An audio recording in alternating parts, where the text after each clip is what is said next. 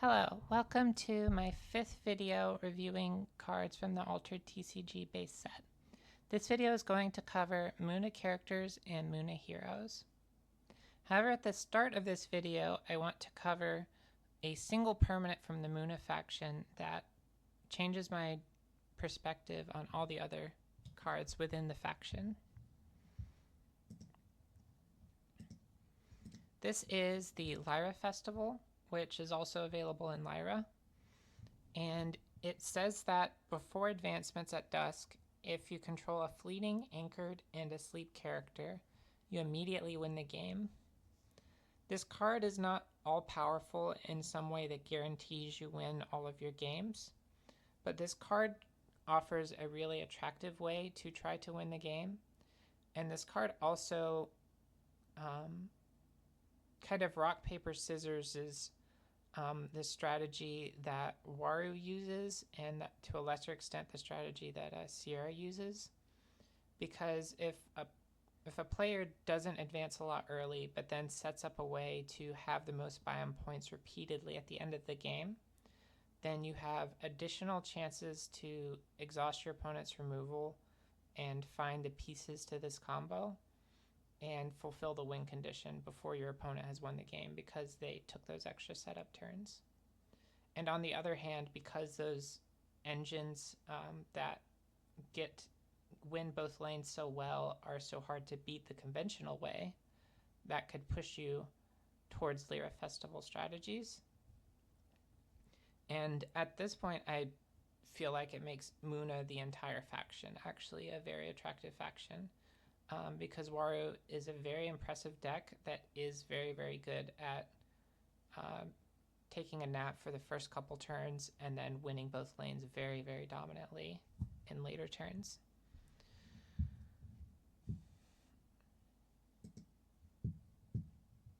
So with that in mind, we will start with Teja, and this will help explain why instead of giving Teja an A like I would have earlier in spoilers, I'm going to give her a B because she is mainly focused on the conventional win condition, and threatening that does help Lyra Festival strategies.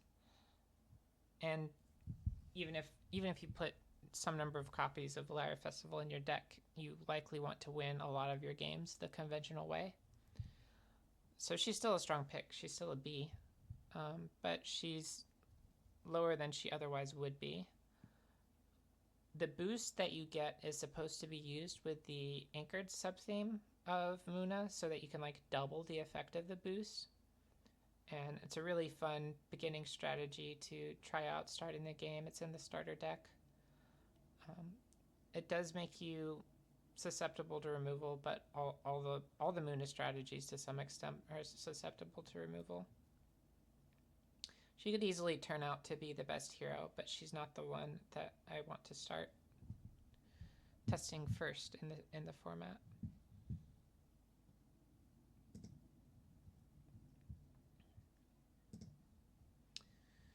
Arjun and Spike.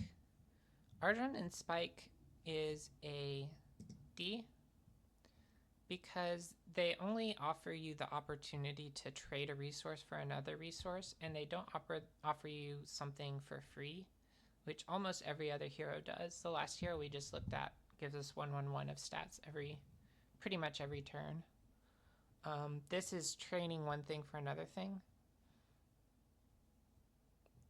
It does offer a lot of consistency, and they may be available for people that like to very consistently do the same thing over and over again, have the same kind of starts. But I think it's better to put cards in your deck that let you make this exchange, because Muna cards do often say you may discard me from reserve to give a character with hand cost 3 or less anchored. And also to consider playing the cards from your reserve for their costs, because that's actually a pretty good thing to do a lot of the time. I'm not a huge fan of Arjun and Spike because I would like to see points, and I would like to see like some value. Rin and Orchid. Rin and Orchid gives you some value, but not every turn, and not an entire card. When one of your expeditions moves forward due to forest, draw a card, then put a card from your hand in reserve. So this gives you like half a card every time you advance forest. And it lets you pick which card goes to reserve. So you can put cards in your deck that have a better backside than the front side, and then select them when this effect triggers. One thing to note about Rin and Orchid is that she is the opposite of my complaint about Atsadian Surge. Oh, let me take that D off the screen. She's the opposite of my complaint about Atsadian Surge in that she does let you see cards early in the game to fix your starting hand and get you some of the cards that you like to set up with that you haven't managed to draw early and right away. And she is the best hero for the Lyra Festival strategy, in my opinion, although it's worth noting that Arjun directly gives you a keyword ability that the festival cares about, albeit being the one that Muna is already the best at. I've had a pretty good time getting her to work with the festival card, and also getting her to threaten points instead to try to play both games at the same time. She's really fun to build, and I really like the way she's designed. So she is going to be an A. And I also want to throw out a note that as we add uniques to the game, people haven't gotten to play with them yet, but uniques might push her even a little further because you get to see more cards every game.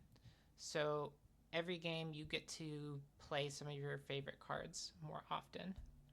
And although Arjun offers a type of consistency, they're not offering the type of consistency that lets you see rares that are very valuable rare point spends or uniques that are very valuable unique slots.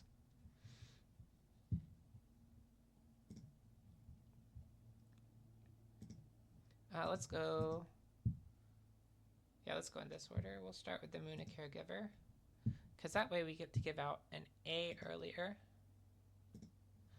I am shocked that they are printing this. This is one of the strongest commons in Altered to me, because it is a 1/1, which I guess people might not be watching the videos in order, but 1/1 is very good to wait and see what your opponent is going to do and start winning a lane so that your opponent has to consider doing something about that as well, as long as there's one stat point. And the backside is a support ability that will give target character with hand cost 3 or less anchored. This ability is very strong on a character that has such a strong front side already.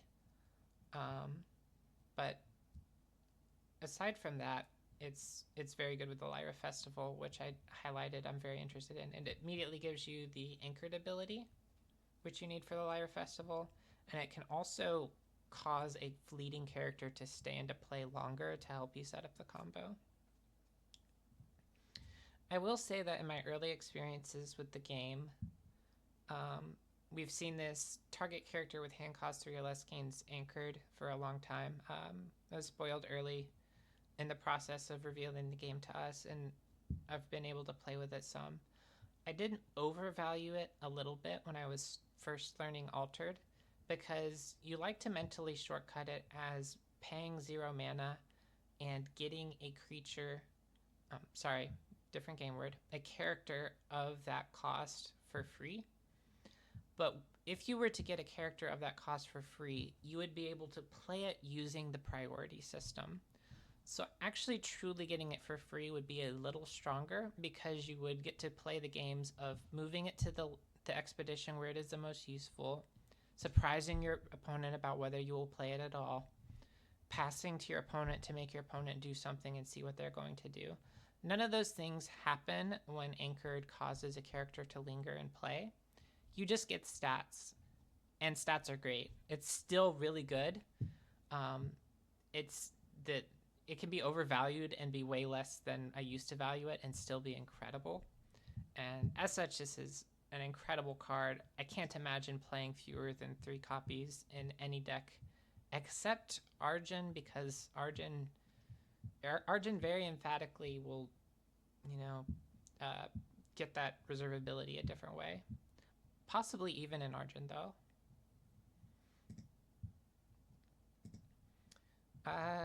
You don't need these stop points. These stop points aren't important. I'm going to just put a D because I think it's like really incorrect to spend the rare point, even though this should be in your deck either way.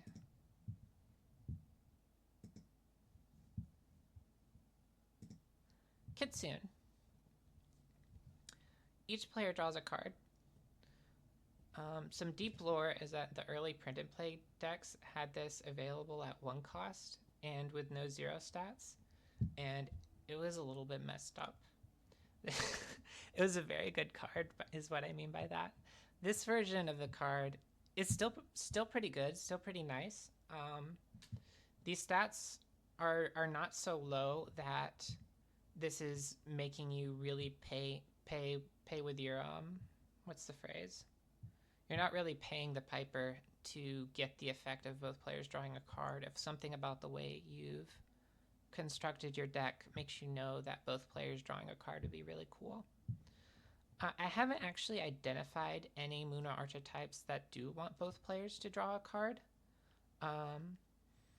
The print and play decks with the 1 cost kind of did because of how those decks were set up. But the Lyra Festival deck kind of doesn't want both players to draw a card because that could mean your opponent draws the cards that can discard the Lyra Festival from play. I will give this a C. And then this one is a D. I like the idea here. So the idea is that they add a stat point, so that's uncontroversially better in that sense. But the concept is that resupply is easier symmetry to break than draw a card, because all decks want to draw cards. You add 39 of them to your deck hoping to draw them. But only some decks will have characters that are really good on the back side and not as good on the front side. And so the symmetry is easier to break here. However, the original Kitsune is breaking the symmetry to a greater extent because you are causing both players to draw 2 halves in total. So I think most of the time it will turn out that there's just better, more impactful applications for breaking the symmetry to a greater extent, even if it's not as easy to find ways that your deck is different from your opponent. I hope that makes sense. If that's not super convincing to you, these are pretty similar to a point where you might just want to save the rare point and have more rare points in your deck. Spindle Harvesters. Spindle Harvesters is not a D. This card lets you anchor a very small character and put some amount of contribution to an expedition twice. Even though it's only 1 point, as long as the expedition cares about forest, it requires you to play a character, requires your opponent to play a character to that expedition to deal with it.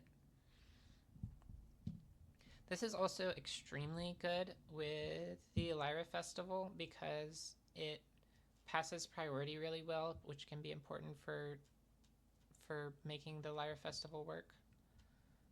And it leaves a character in play to help you have more things to put to sleep or to put fleeting on or to put anchored on. One thing that comes up with this card is that since it has 0 stats, Teja uses it a little better because if it wanders into an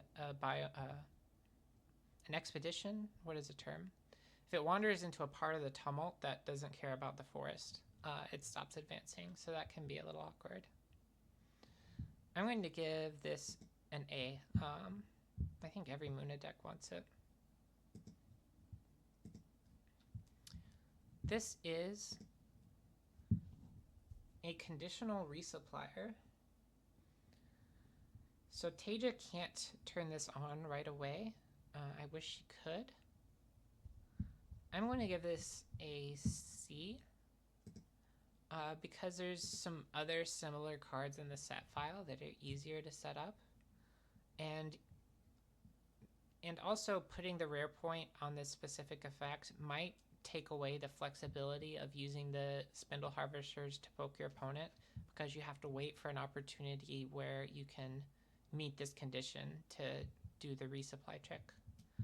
I would probably rather be able to treat spindle harvesters as an expendable poke.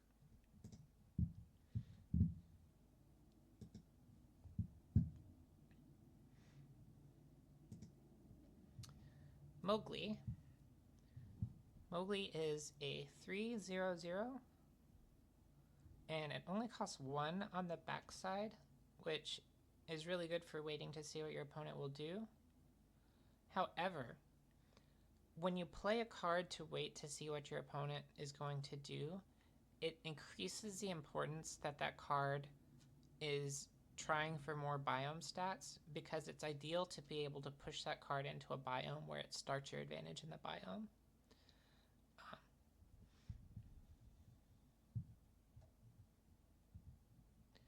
Otherwise, it's if this can only be played to one biome, you're kind of losing the same informational advantage that cheap cards can generate, because you show your opponent that your hand is locked to participating in the forest biome in a certain way. That's the way I think of the card, at least. I'll give it a D, but the rare is going to be a higher grade because there's actually not enough of the support ability to reliably get it using only all your favorite cards. So I'll give this a C, because that support ability is very important to building Lyra Festival decks, and also very important for building strong decks in general. It's not available on cards that cost less than 3 that often, and it's easiest to get cards that cost less than 3 into your reserve. It hurts a lot that the back half was the best part of the common, and to use the support ability, we have to not get the back half. It would be stronger if it was a 1/2 instead. Sneezer Shroom. Sneezer Shroom gains Anchored when you play it. This makes it function a little bit like the Spindle Harvesters without as much issues finding biomes that it can live in. You are paying an entire mana for the difference. I would say Spindle Harvesters is usually better. So I will give this a B, because it's a little costly per stat point. Can be very helpful to have cheap characters that linger in play for comboing, though, so I have been using it. This Sneezer Shroom spends your rare point to gain a boost every turn. This is an interesting card because it can grow really, really big if you anchor it over and over again, which is easy to do in the faction. There's some other cards that also do this within Muna, and some of them gain a higher number of boosts. But you don't necessarily want to grow too big. If you're afraid of your opponent removing your cards, just a little bit of creeping growth might be better than a whole ton of growth. I will give this a B also. It's a very fun card to play with.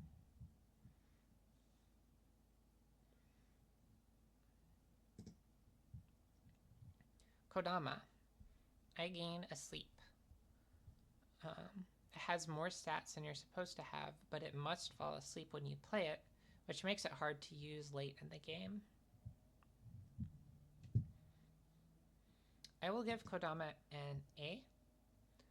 The second time you play it, it doesn't fall asleep, which is very powerful. So overall, it's a pretty good statted character. And on top of that, it is the most flexible way to use the Muna Festival to get a sleeping character. It's the only way to do it that doesn't require 2 cards. This is a card that really makes for some really interesting Lyra Festival decks that can threaten victories with good stat points, yet at the same time have those abilities lying around all the time to possibly win the game. This one is also an A. I think it's reasonable to get more copies of this support ability on Kodama. I think it's also reasonable to go somewhere else to get more copies of this support ability. Possibly because if you want to play Kodama on the kill turn with the Lyra Festival, I should call it the victory turn. If you want to play Kodama on the victory turn with the Lyra Festival, then that means you skipped out on the support ability you paid a rare point for. But if you did play the Kodama early, because that's the order your draws were in, then you are not forfeiting any of your sleep when you use the support ability because you don't get a sleep the second time.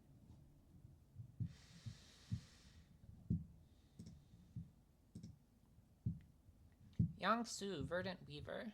If you control 2 or more plants, I gain 2 boosts. 3/3/3 is good default stats, and then 5/5/5 is very impressive. So this is good enough at the base, and then even stronger if you enable it with enough plants.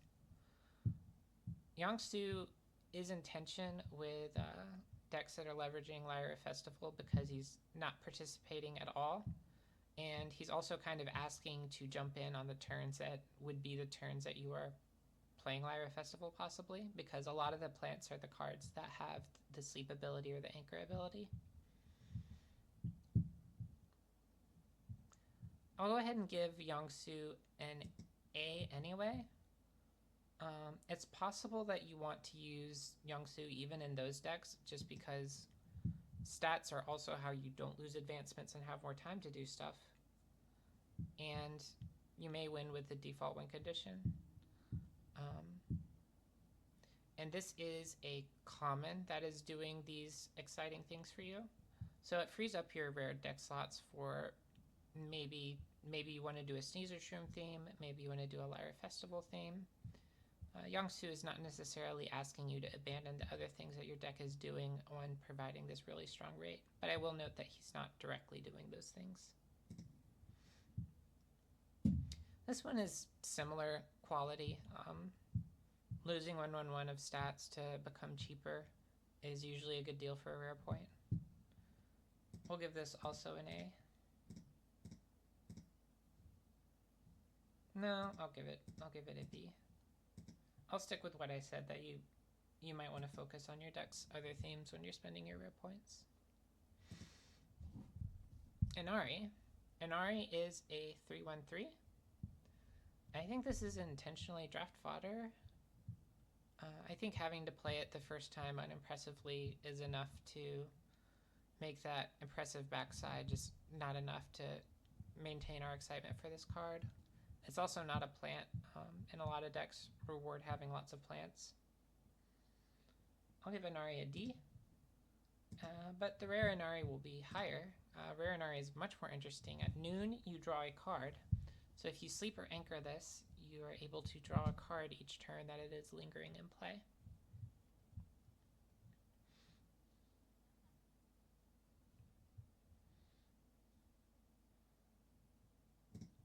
I'll go with a C here. I think this Inari pretty often causes you to lose an advancement when you're trying to put it out because of that weak mountain stat. And then that can make the idea of drawing cards and developing a long-term plan still that much harder because you lost an advancement. Inari is also not a plant. Being a plant would help a lot. And overall, I'm just not quite convinced, but I'm very unsure on this one. Daughter of Yggdrasil. Target opponent draws a card. Daughter of Yggdrasil has very juiced stats, and if you put Daughter of Yggdrasil into reserve directly or get her there the natural way, the second time your opponent does not draw a card, which is very impressive. She still does not have a strong water stat, so in some ways she's not as good as Haven Warrior. In some cases, especially for defensive play, it depends what the biomes are. I'm going to give Daughter of Yggdrasil a C. And this is another of those ones where I feel like the grade would be significantly higher if it weren't for the Lyra Festival, because giving your opponent a card is really costly when you're going for the Lyra Festival strategy.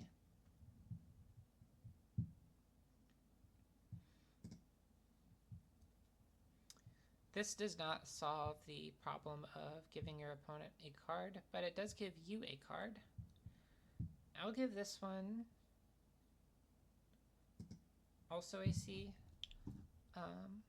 I think there's other ways to spend a rare point to draw a card that are better. I would be excited to see if I can make the Inari work, for instance, rather than do this. Maybe that's not a full letter grade of difference, but it is usually like a fair rate to pay one rare point and draw one card.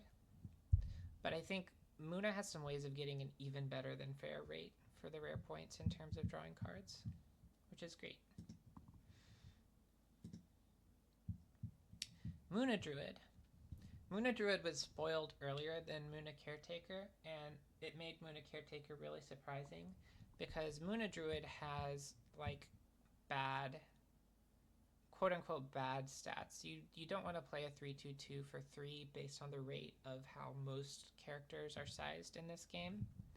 And then the reward of Muna Druid is target character with hand cost 3 or less gains Anchored. Despite being below average stats, instead of average stats, Muna Caretaker is more average stats. This is an A, because this is close enough to adequate that you're often not immediately losing lanes just because you played it. Also, Rin can put this in reserve directly if you just really don't want to play those stats. And the target character gains 3, or target character with hand cost 3 or less gains Anchored ability is very powerful. And sometimes it's not available at common, and this is a common.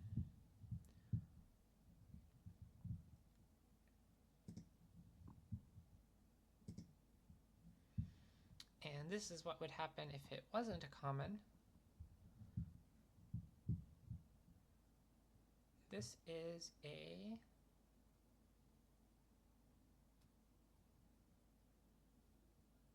I'm going to go ahead and say this is a D in the sense that you're playing the common one. If the common one was banned, this would be higher than a D. So you're only getting one additional stat point here, and you're only getting one additional stat point on one play of the card, which is slightly below the rate we sometimes see on cards. Actually, it's smaller if you, for whatever reason, can't use the support ability on the second play.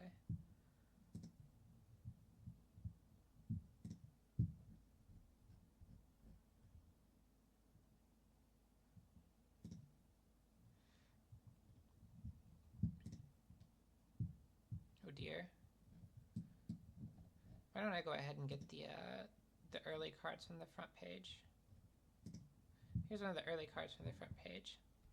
You may put a card from your hand in reserve.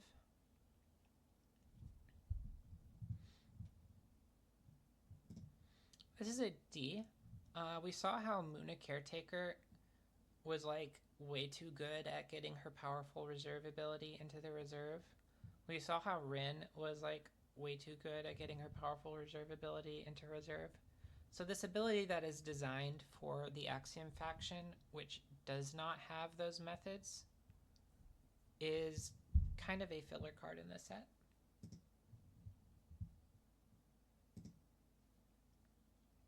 Plants you control gain 1 boost.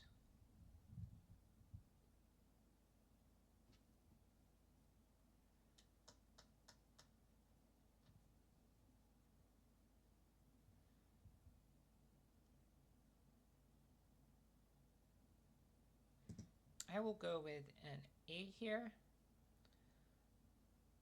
Again, this is one where I am debating over giving it a lower grade than A because its impact on the Lyra Festival strategy isn't very direct. But this seems like a very strong rate. It's not very hard to hit 3 plants because of the way Anchored works. If you're hitting 3 plants, you're at 5-4-4 with some spreading, which spreading is potentially better than a 5-4-4 in 1 lane for 2 cost. Even if you can't get that many plants, plants are disproportionately likely to be anchored, so you're likely to reuse these boosts. So Ogun just threatens a whole lot of stat points. And shifting gears because someone removed, if someone removed your fleeting plant, but now you have an anchored plant in play and a sleeping plant in play, and you're planning to play the Lyra Festival, but now it wouldn't win you the game. If you could slam an Ogun instead, maybe you could win on lanes.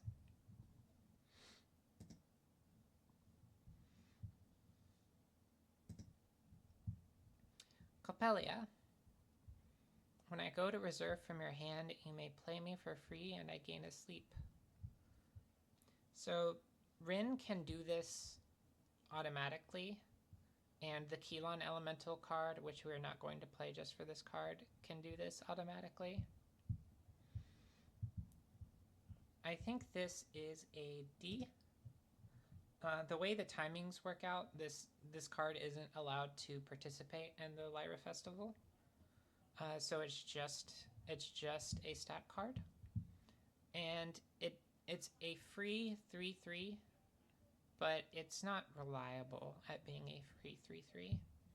So if we're spending a rare point, we want some kind of more reliable value than this.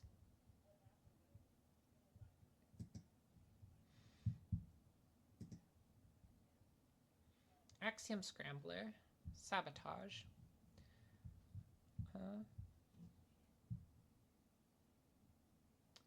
I'll give this a C.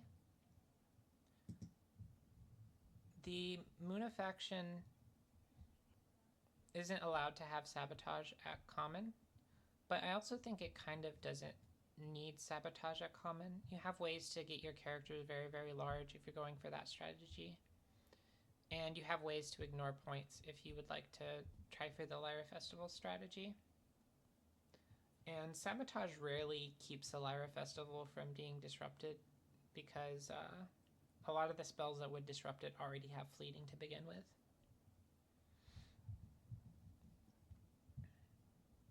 These stats are not as high as we would love to get more excited about this. Ganesha. For each other character you control, you may activate its arrow triggers. This is either the best card or the worst card because it can generate an infinite number of stats if you play 2 of them. If you take out a pencil and paper and count how arrowing onto Ganesha's other arrow and arrowing onto some other thing that has arrow works, you would just arrow repeatedly until you stop. But it is probably the worst card rather than the best card because 7 is very expensive. And using this a fair and honest way, I think this is going to be a character that is tricky to use, is unreliable, is only good when things are going well anyway, because if for instance your opponent has removed your growing Sneaser Shroom just because of the stats it represents, and now you don't get to trigger that Sneaser Shroom's anchored ability, you kind of like have doubled your losses by playing a Ganesha strategy. So I'm going to give Ganesha a D. Even if you make an infinite number of arrow triggers, most infinite arrow triggers will only cause 2 advancements, while Ganesha does risk losing 2 advancements at 7 mana, 5/5/5. Isonboshi. You can throw a boost around, which synergizes with anchored abilities. But you're doing that when you pay 2 for 2 water stat. which means you really deserve that boost when you're already paying a rare point. Muna has such good access to good 1-drops already that there's absolutely no need to do this, and I'm going to give this a D. There's also a support ability there, but I'm not impressed with that either.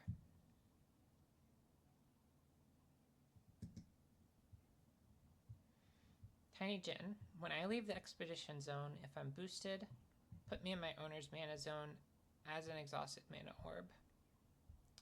And it gains a boost if you play it from reserve. So this combos with Rin because you can play it from reserve faster. But Rin is really not going to get the mana so quickly that this is exciting because she has to advance on Forest first and then put this in reserve and then play this, and then she will get a mana at the end of the turn she played this. So turn 3 at the earliest, but maybe not turn 3 if you're not comfortable playing a mountain on specific locations. Teja just turns this on immediately, and it's just funny. It means you don't get to play the second half of the card if you put it in the mana zone immediately, but a mana orb early in the game is more useful than the option to play a card again.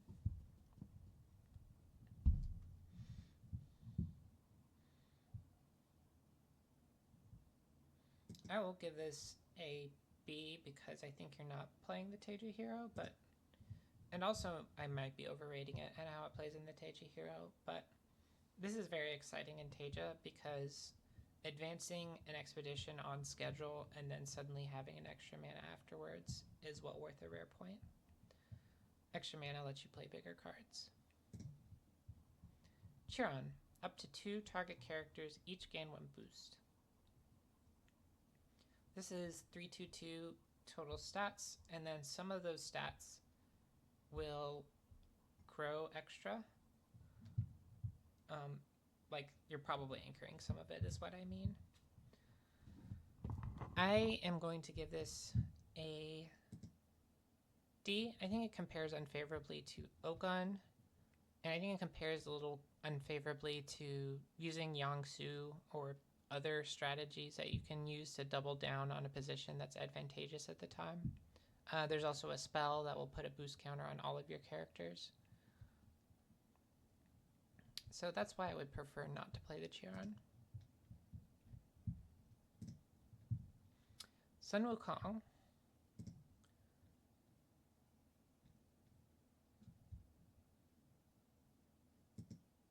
This is also a D for me.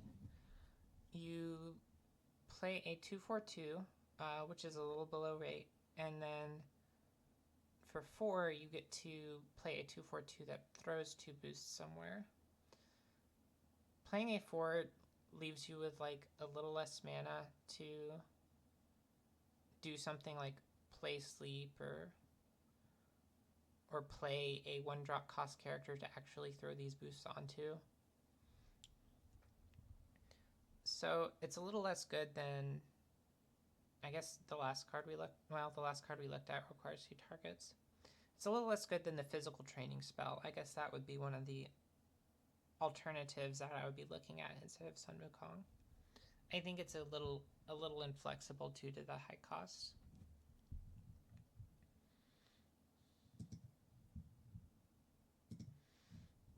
Lyra Thespian. If you control 2 or more boosted characters, I gain 2 boosts.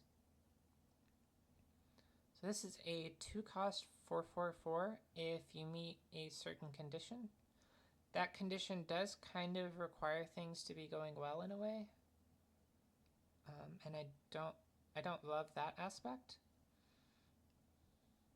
But a 2-cost 2/2/2 is very good even when it's turned off. It can start average battles for expeditions pretty well on its own.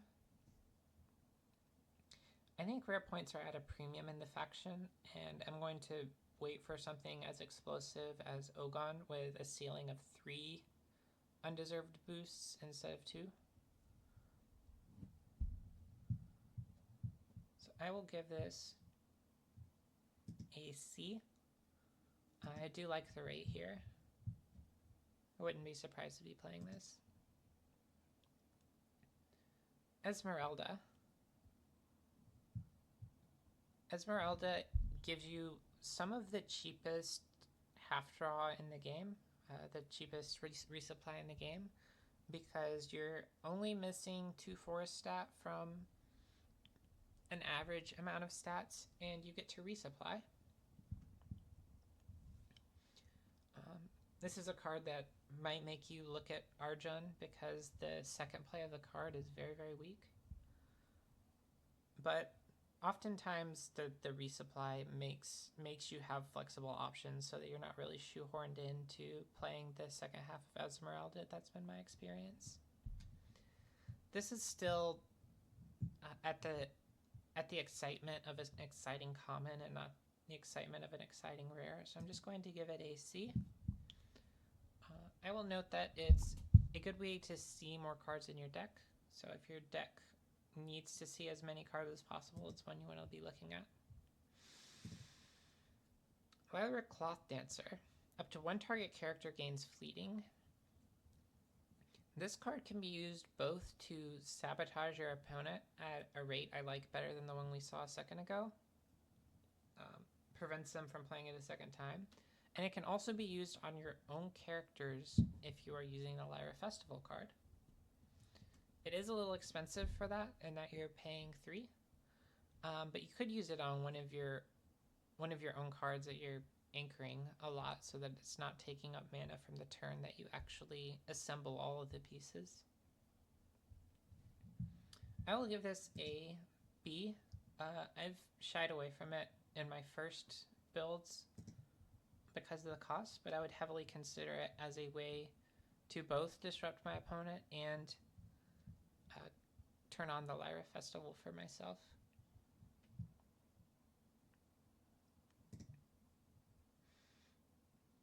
Loki. Each player discards their hand, then draws 3 cards. Loki is a D. I think you can't go into turn 7 and throw 2 lanes, which this amount of stats for 7 I think has a very appreciable and knowable risk of losing 2 lanes. And then turn 3 cards, even if it's a full 3 cards, even if you didn't have to discard anything. I don't think you can then turn 3 cards into a victory, because cards are interchangeable to expedition advancements in surprising ways, oftentimes in Altered.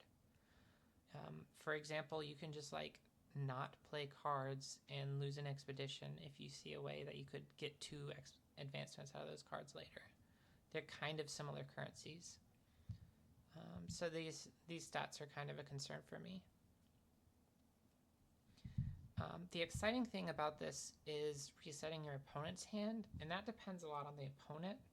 Some opponents will draw even better cards when you do this to them, but if you're playing against another Lyra Festival player, for instance, they might be keeping the cards that they use to play the Lyra Festival, and you could get an unexpected effect of changing them into more cards that are bad even though there's more of them. So now I've looped around. Let's go to the next page.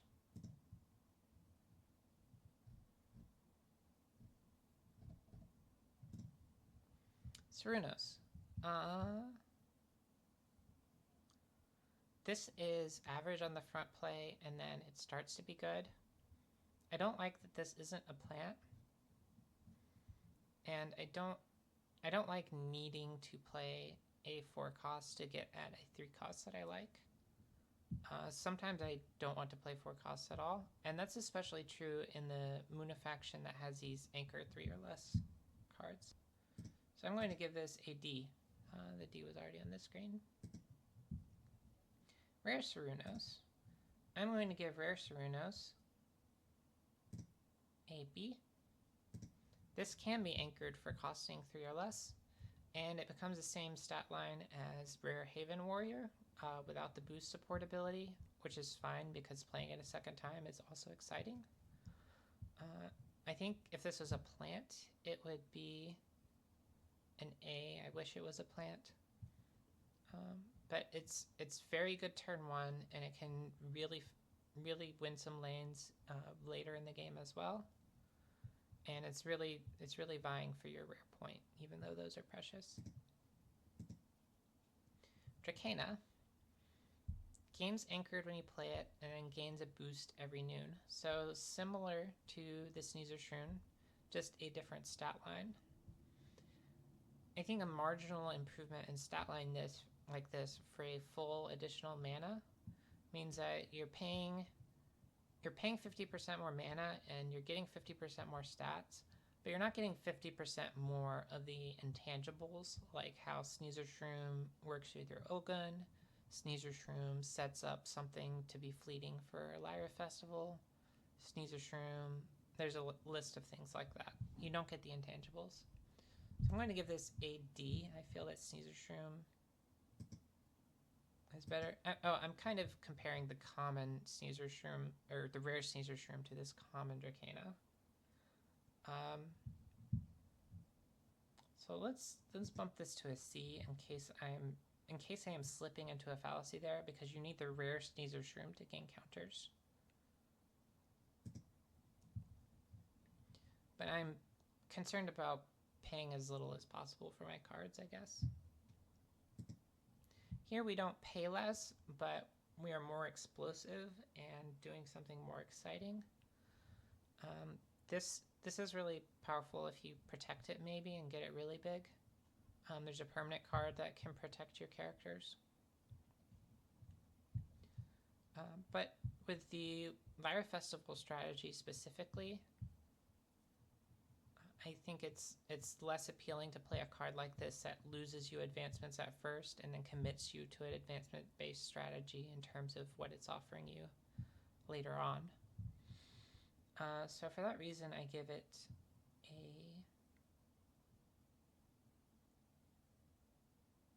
D. Because I like those strategies a lot. I will say that there's this interesting thing about Ortis that their in-faction removal can't hit 3 or less. So even though there's a 7-cost version of this kind of concept, you can do this funny thing where you play rare Sneasel Shroom and rare Dracana and hope that your Ortis opponent isn't willing to spend rare points on removal spells and has to just watch anything that costs less than 4. So you could get a really big Dracana that way, and Ortis is one of the best factions. Aloe Vera. This is one of my favorite cards in the first set, for sure. The art is amazing, and this is a really good stat line. 2/2/2 is like, 2s are the stats you want to see to where you're guaranteeing you beat a token, and if at least one of them is higher, you beat a brass bug. And 4 is a pretty emphatic stat line if you can find the water-only location. And at noon, you resupply. So these are stats that are good enough to feel good about anchoring it, and if you do anchor it, you get to resupply over and over again, as many times as you anchor it. And these other characters were getting pure stats when you anchor them. This one is getting cards. Inari was also getting cards, but Inari had a 1 on him, and I guess I'm much more averse to having a 1 somewhere than having 2s a couple places. So I really like this card. You see more cards from your deck, which can really help you play the Lyra Festival strategy. Because you find all the pieces and you find the Lyra Festival itself. And it is a plant. That was an important thing. That means that keeping this in play turns your Oguns on. It turns Verdant back on, which you'll see later. So it's a very encouraged creature type. This is an A. This is very good. The rare is also an A. The rare is a meaningful improvement, well worth the rare point. You get to pay 1 to gain anchored. And paying 1 to gain anchored means an additional 2/4 of stats during the game and an additional resupply. That's kind of like making a 2/4 token for only 1 mana if you were like playing a weird version of the Brassbow Cub that lets you do that. That's a good deal. It's such a good deal that I'm willing to pay a rare point.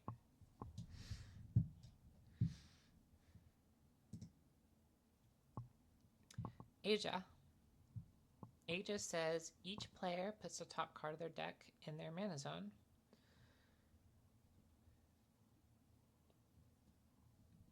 Muna does have a lot of draw to break the symmetry of this in that way.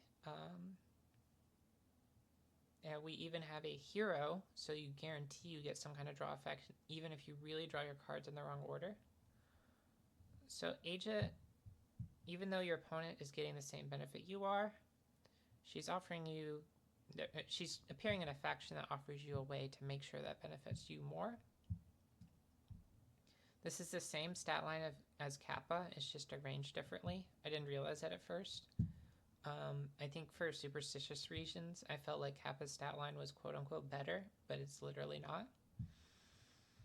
Mountain stat actually is, I think, slightly less likely to appear on Muna cards because of the color themes. So this is a good way to get some mountain stat. I'm going to give this a B. I'm not sure whether the mana effect makes it easier or harder to exhaust your opponent out of mana to play the Lyre Festival, because you have more mana to play cards, but they have more mana to play cards as well. It depends on the costs of the cards that you both have access to.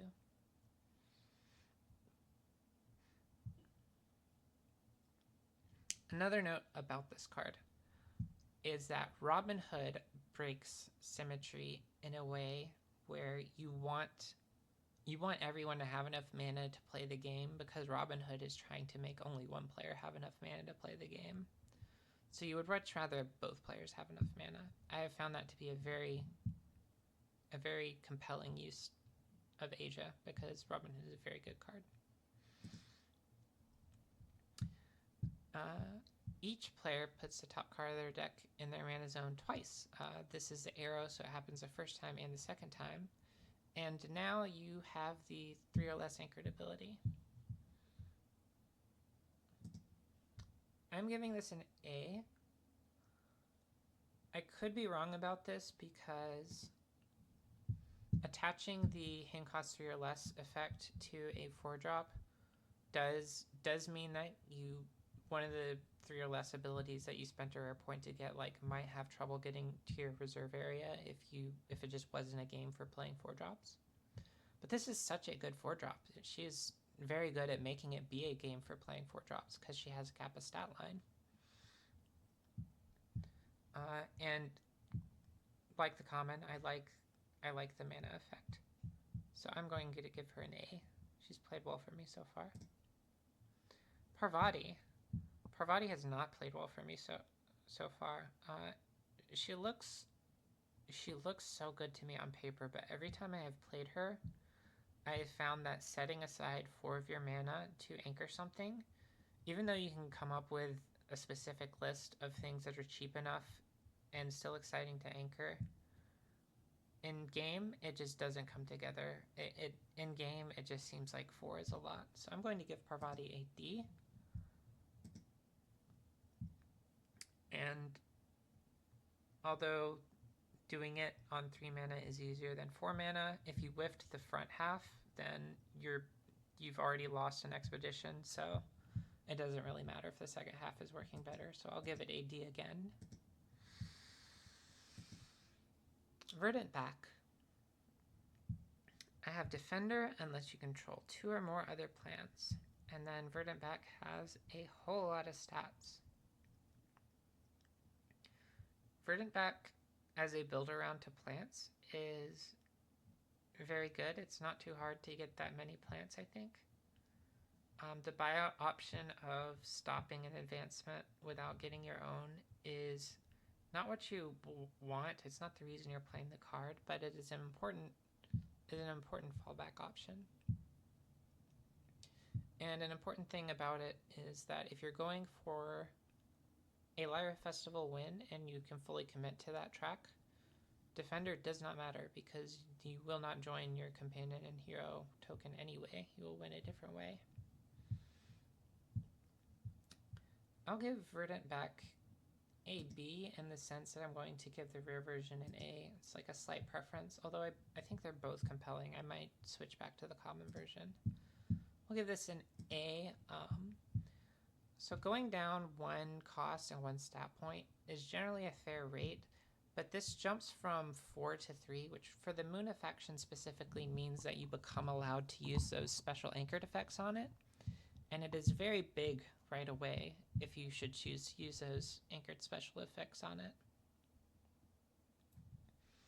I think a lot of times if you're at a point in the game where you're able to successfully anchor it, you'll probably have enough mana orbs that you're able to remove the Defender ability next turn too.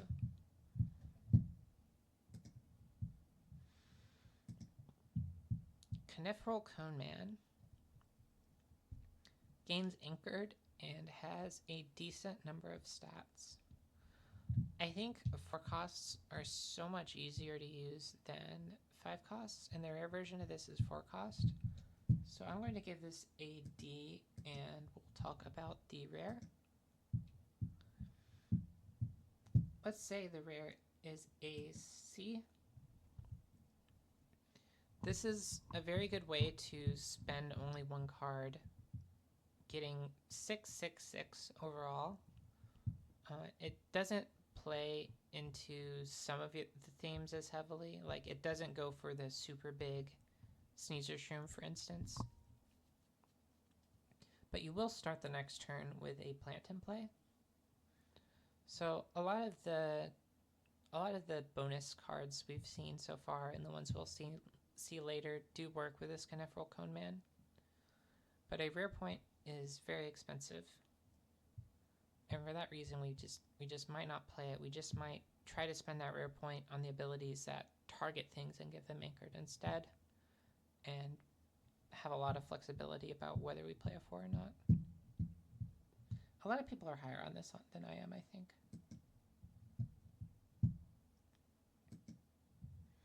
Son of Yggdrasil. Gigantic, I am present in each of your expeditions. This card is interesting because if you are ahead on advancements, your opponent could need 12 forest to stop you from advancing at least a little bit. But that's only if both expeditions care about forest, which is very unlikely. In most cases, they will need 9 points, and that's achievable. You can kind of see what the card is trying to do and not feel sold on it in that way. So I will give this a D, but it is pretty interesting. The blowout from removal spells that costs less than 6 is pretty big here. It's always big on anything this big. But we don't have ward or anything like that. Now we do have ward. I'm sorry for using another game's term for it. It is tough. And we also have target character with hand cost 3 or less gains anchored. Rin might be able to gain access to the bottom ability without playing the 6-drop if it is a game where 6 drops don't feel right. Tough 1 does make it much less of a blowout if this gets removed. And the Muna faction can be pretty good at anchoring things and leaving them in play, so that if you spend, say, 5 mana removing this, and then only have 1 mana to compete with the anchored characters, maybe your 1 mana cards aren't big enough.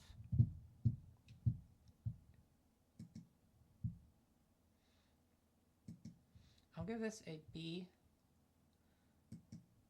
I think this could do some pretty interesting offensive turns, and having this reserve ability means that you can really blend stat-based strategies with Lyra Festival strategies if you'd like to. I guess Tough One has changed my opinion of the card a whole lot.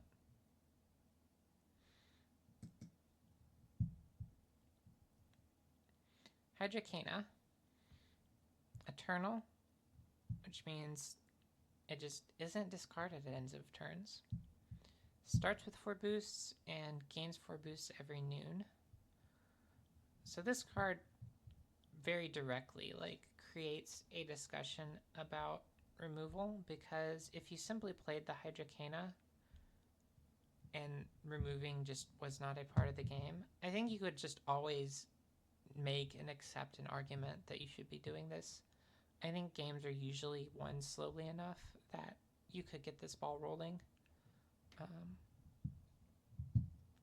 But removal is a part of the game, and since the first turn is the turn when it's the smallest, you might not have gotten any unfair advancements before this is removed, even if your opponent has to wait for the next turn to remove it. I'll give Hydrocana a C. Leveraging strategies that make your opponent not have removal. For instance, maybe you threaten the Lyra Festival and you know your opponent uses the same removal spells for permanents as they do for characters, and then you play this. Could make for some really interesting plays, but I'm not sold right away due to the high risks.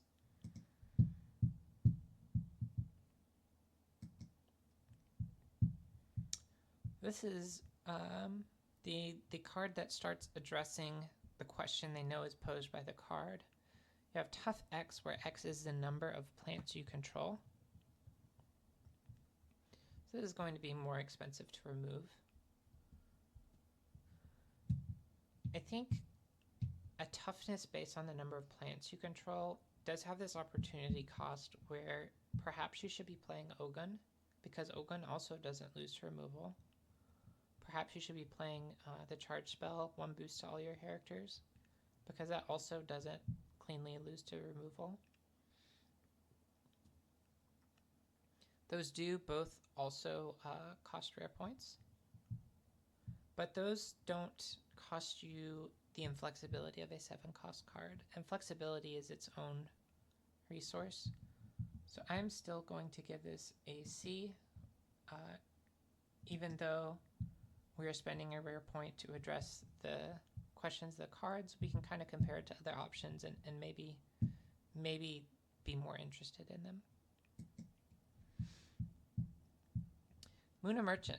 The first time you play it, it is a 3/2 with 0 water, which is very bad. And the second time you play it, it is a 3/2 with 0 water, which is an even worse stat line, one of the worst stat lines that you can find in the game. However, that second time you will resupply a single card. This card is such low points for the effect you're getting and has so many comparable other cards in the game like Aloe Vera and Esmeralda that long before making videos I made a meme of this card riffing that Esmeralda is a lot better, and there are several cards that are a lot better. This is a D for very unnuanced reasons that these numbers are just not high enough. I'm surprised it's not a 2 into a 2, which seems like a 2 into a 2 would be fine.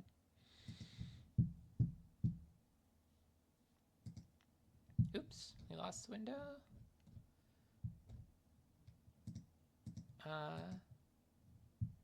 The rare is a 2 into a 2. Yeah, I think the meme actually shows the rare because it's the exact comparable cost to Esmeralda. But we're spending a rare point to get the version we should have gotten a common. This is still a D.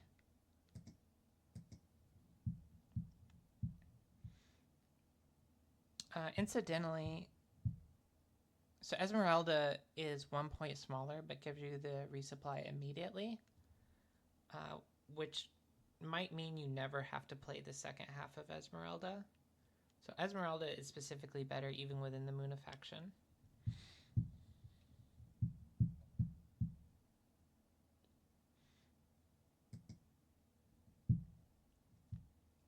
or just Gatekeeper. Target character in your other expedition gains 2 boosts. So this is like the Sun Wukong that I didn't like, but now it's at 3 cost, and then like I'm on board with it. That's very good. If you hit an anchored character with this, like a Sneezer Shroom when you're playing this on turn 3, or using a support ability to anchor something, you're doing some explosive things, you're getting some above rate effects. This might be even better than physical training. It is a rare, and it's not a plant. I'll give it a C, but I was more positive about it. Kokoba, if you control 3 or more other characters, I gain 3 boosts.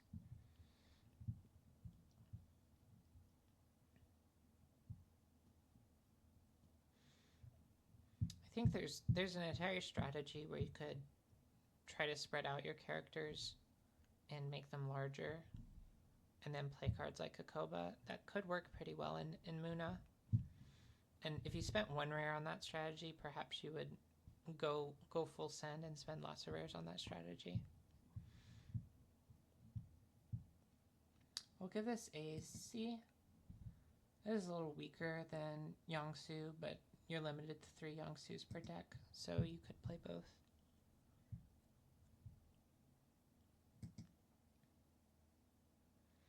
Quetzalcoatl. An opponent draws 1 or more cards or does resupply, create an Ortis 1/1 in target expedition. This is from the Ortis faction where it can fall asleep, but in this faction it can be anchored instead. This will let you get lots of characters in play, but as long as you can afford to play the cards that you're getting from Aloe Vera or Inari, you could get lots of characters to play that way.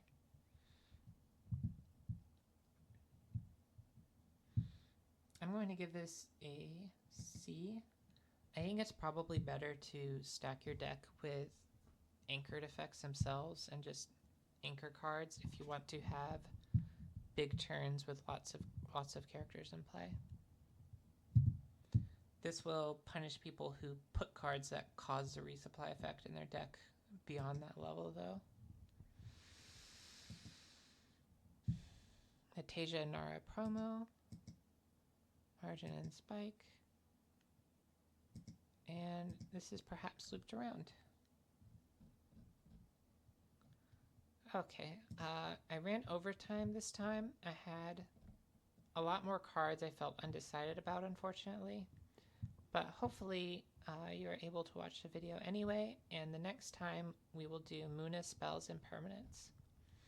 Thank you for watching.